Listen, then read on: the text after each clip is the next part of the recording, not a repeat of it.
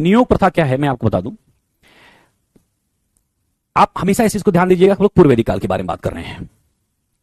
और नियोग प्रथा से कैसे आप ये मानोगे कि स्त्रियों की स्थिति मजबूत थी, पुनर्विवाह से कैसे आप इस चीज को मानोगे कि स्त्रियों की स्थिति मजबूत थी। आप यहां पर देखेंगे कि मध्यकाल की स्थिति कैसी थी, या मध्यकाल छोड़ दीजिए, आज से लगभग 50 साल पहले की कहानी आप जाकर के सुनिए, 30 साल पहले की कहानी आप जाकर के सुनिए।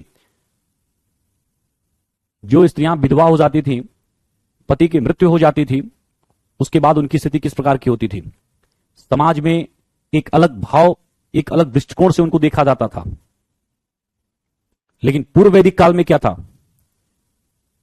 और वर्तमान समय में अगर ऐसी स्थिति बनती है, ठीक है, अगर ऐसी स्थिति बनती है कि कोई भी ऐसी महिला जो कम उम्र में, ठीक है, विधवा हो गई है, तो वह पुनः शादी समाज में स्वीकार है और उसी रिस्पेक्ट से, उसी इज्जत से। लेकिन पहले के समय में क्या था, पहले के समय में तो शादी की बात छोड़ दीजिए, उस महिला को लोग देखना तक पसंद नहीं करते थे। तो आज क्या है कि जब पुनः शादी विवाह हो जा रहा है तो फिर से वो अपने जीवन को, सामान्य जीवन को अच्छे तरीके से व्यवस्थित ढंग से जी पा रही है। ठीक यही कार्य जो है पूर्व वैदिक काल में भी होता था। पूर्व वैदिक काल में महिलाओं के लिए आप देखेंगे पुनर्विवाह की व्यवस्था थी। दूसरी चीज, नियोग प्रथा क्या है।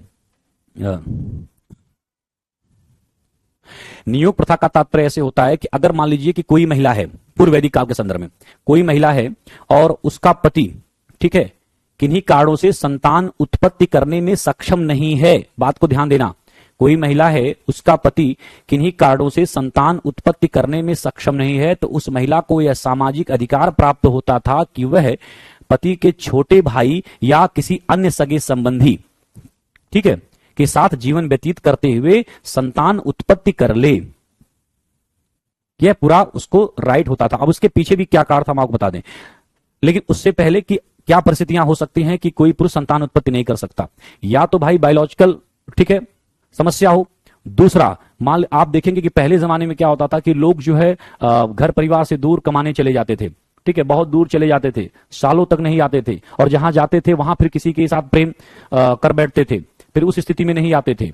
इसके अलावा गए लोग परदेश कमाने, वहीं पर उनकी मृत्यु हो गई, यहां पर लोगों को पता ही नहीं है, कई साल बीत गए, 2 4 6 साल 10 साल बीत गए।